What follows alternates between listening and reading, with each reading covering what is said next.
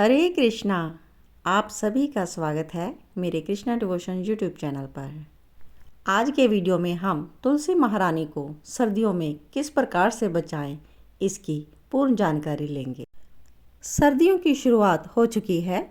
जैसा कि आप देख रहे हैं, यह तुलसी उपवन मेरा है और इसकी देखभाल के लिए सर्दियों में किन प्रिकॉशंस की आवश्यकता होगी, यह सब चीज़ें हम आज के वीडियो में डिस्कस करेंगे। तो आज का वीडियो सबके लिए स्पेशल है, तो इस प्रकार हम संपूर्ण जानकारी लेंगे। तो वीडियो आप स्टार्ट से अंत तक ज़रूर देखें। आज की वीडियो में हम स्टार्ट करने जा रहे हैं कि तुलसी महारानी को कैसे बचाएं। तो तुलसी महारानी लगभग सभी के घरों में होती है। ये है श्यामा तुलसी और इसका प्रयोग हम पूजा के लिए करते हैं। ठाकुर जी के भोग में भी यह यूज़ होती है। कुछ लोग इसका स्पिरिचुअली यूज़ करते हैं, तो कुछ लोग मेडिकल यूज़ भी इसका करते हैं। तो आप सबके घरों में या तो श्यामा तुलसी होगी या फिर इस प्रकार से रामा तुलसी। तो तुलसी महारानी के सर्दियों से बचाव के लिए हमें क्या ज़रूरी कार्य करने हैं, आइए स्टार्ट करते हैं आज का वीडियो। सबसे पहले तो तुलसी महारानी की जितनी भी आपको टॉप पर मंजरी दिखाई दे रही है, इनको आप कट कर दीजिए।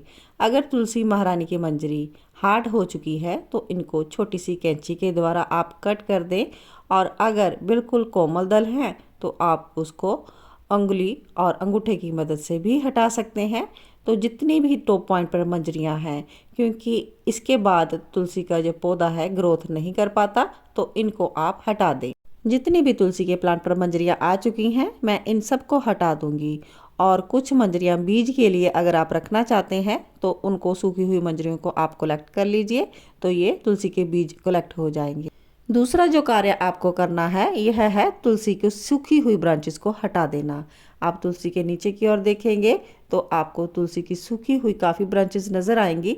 आप इन सबको कैंची की मदद से काट कर हटा दीजिए। जितनी भी ब्रांचेस आपको सूखी हुई नज़र आए, इन सबको आपको हटाकर अलग कर देना है। तो यह कार्य आप अपनी तुलसी प्लांट में ज़रूर कर लीजिए। आप देख सकते हैं अभी हमारी तुलसी काफ़ी हरी भरी है और सर्दी की शुरुआत जैसे कि हुई नहीं है, लेकिन टेम्परेचर जैसे कि नवंबर लास्ट में काफ़ी गिरने लग जाता है, आप महसूस कर रहे होंगे। और टेम्परेचर गिरने के कारण ही जो ये हेल्दी वाले लीव्स होते हैं, इनमें भी फंगस सा लग जाता है, ब्लैक से लग जाते हैं, कोई कोई वाइट डॉट्स भी हो जाते हैं। तो बहुत से डिफेक्ट जो है सर्दी के शुरुआत में ही होने लग जाते हैं। तो आप सबको इनसे बचाव की ज़रूरत है। सर्दी जैसे ही स्टार्ट हो तो आप देखें कि आपके जो जो पत्ते डिफेक्टिव हो चुके हैं, जिस प्रकार से ये दिखा देती हूँ आपको, यहाँ पर पत्तों में देखिए ब्लैक सा फंगस लग गया है, तो इन पत्तों को आप निकाल दीजिए। इसके अलावा आप देखिए कि कहीं कहीं पर हमारी जो टॉप पर तुलसी की पत्तियाँ इस प्रकार से आपको सूखी सूखी भी नज़र आएंगी, तो आप इन पत्तियों को भी हटा दीजिए। तो ये क्या है, तुलसी के प्लांट को और भी सुखा देगा, तो इनको हटाना बहुत ही ज़रूरी हो जाता है। और इसके साथ ही आप हल्दी के घोल वाला जल का छिड़काव आप तुलसी के प्लांट पर ज़रूर करें। इससे भी इसकी जो काफ़ी बीमारियां हैं हल्दी के जल से ठीक हो जाएंगी, तो ये आप ज़रूर कीजिए। तो अगला जो नेक्स्ट पॉइंट है उसके लिए वो है वाटर। सर्दियों में हम देखते हैं कि जितने ही घर के लोग होते हैं उतना ही वाटर हम तुलसी के पोट में डाल देते हैं, लेकिन अतिरिक्त जल जो है वो तुलसी की जड़ों को हानि देता है। जैसा कि सर्दी आ गई है तो हमें तुलसी की जड़ में जो जल है वो ओवरफ्लो नहीं करना है, और हमें तुलसी की जड़ में उतना ही जल डालना है जितना कि यह मिट्टी को नमी बरकरार रखे। और इतना वाटर नहीं ओवरफ्लो कर देना कि ऊपर हम डालें और नीचे से पोट में निकले जल, इतना अतिरिक्त जल हमें नहीं डालना। सिर्फ इतना जल डालें कि तुलसी की मिट्टी नमी बरकरार रखे। अगर आपको जल डालना ही है तुलसी के प्लांट में लोटा भर के, आपकी प्राणों के अनुसार मान्यता है कि लोटा भरकर जल ही डालना है, तो आप इस प्रकार का लोटा ले लीजिए, छोटा सा ले लीजिए, और इस प्रकार से आप जल डालें कि आपको डालना ही है जल। तो आपको बाज़ार में इस प्रकार का पीतल का तांबे का लोटा मिल जाएगा। और इसके अलावा आप इस प्रकार का जल पात्र भी ले सकते हैं। इस प्रकार का जल पात्र भी आपको बाज़ार में मिल जाएगा। और ये इस्कॉन के मंदिर में मैंने इसी प्रकार का जल पात्र देखा है। और तुलसी का प्लांट वहाँ पर होता है, एक ही पॉट होता है और भक्तजन बहुत से होते हैं, उन सभी को जल डालना रहता है।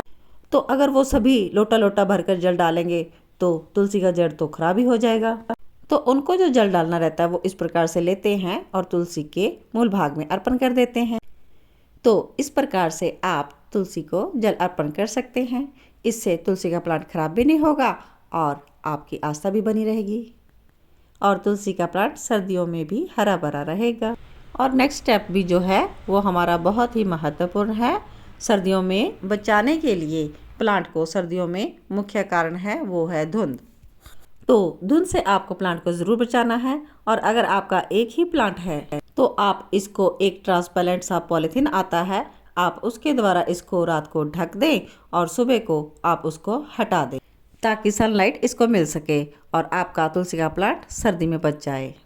और अगर आपके एक से ज़्यादा प्लांट हैं, जिस प्रकार की मेरे तुलसी उपवन में है, तो आप इन सब के ऊपर एक चादर टांग सकते हैं। एक पूरी छत सी बना दें और इनको उसके नीचे रख दें ताकि धुंध से ये बच जाएं। और इसके बाद हमें अपनी तुलसी के लिए क्या इंतज़ाम करना है ये हम बता देते हैं। सर्दियों में हमें क्या देखभाल करनी है और ये इम्पोर्टेंट भी है। जिस प्रकार हम अपने लिए बहुत से विटामिन, मिनरल इत्यादि लेते हैं, तभी तो हम हृष्ट पुष्ट रह पाते हैं। और अगर आप सोचें कि तुलसी हमेशा पानी से ही चलती रहे और तो वो भी सर्दी में, तो ये नहीं हो पाएगा। तुलसी जी को भी खाद की ज़रूरत होती है। तो देखते हैं तुलसी में क्या खाद डालते हैं।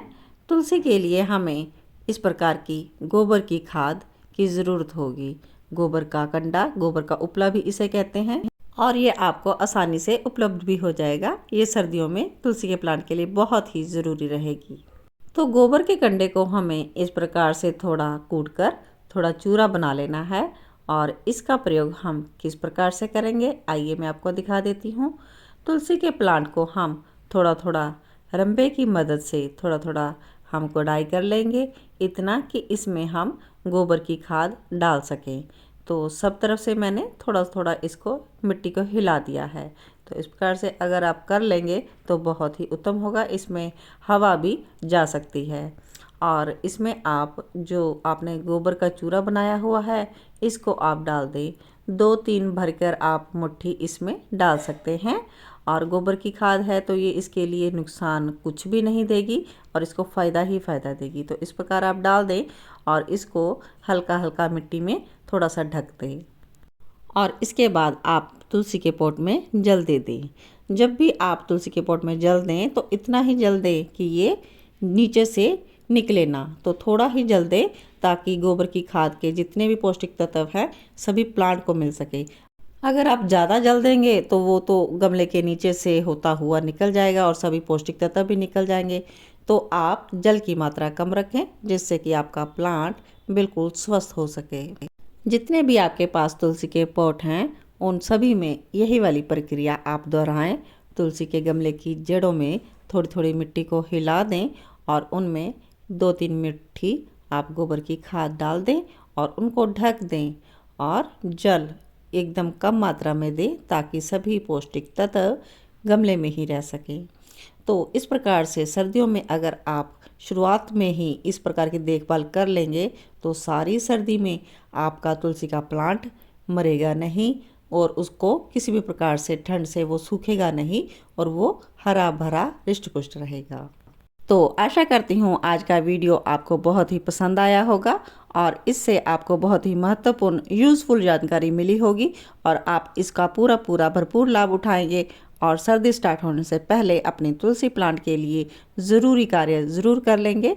और अपने जो हम तुलसी प्लांट की देखभाल करते हैं, तुलसी जी का नित्य पूजा और सेवा संभाल करते हैं, इससे हमारे कृष्ण भगवान जो हैं बहुत प्रसन्न होते हैं। तो आप भगवान की प्रसन्नता के लिए यह कार्य ज़रूर कीजिएगा। और अगर आपको वीडियो अच्छा लगा हो तो कृष्णा डिवोशन चैनल को, भक्ति चैनल को आप प्रमोट ज़रूर कीजिएगा और सब्सक्राइब ज़रूर कर लीजिएगा और इस वीडियो को ज़्यादा से ज़्यादा शेयर ज़रूर कीजिएगा। इन्हीं शब्दों के साथ पूजा कृष्णा दासी आप सभी से इजाज़त मांगती है। मिलते हैं अपने नेक्स्ट वीडियो में, तब तक देखते रहे कृष्णा डिवोशन चैनल, भक्ति का चैनल, आपका अपना चैनल। आप सबके लिए बहुत बहुत मंगल कामनाएं, शुभकामनाएं। आप सभी प्रभु भक्ति में अग्रसर होते रहें, ऐसी ही मेरी सबके लिए शुभ मंगल कामनाएं। तुलसा महारानी की जय हो, निकुंजों की महारानी की जय हो। जय श्री कृष्णा।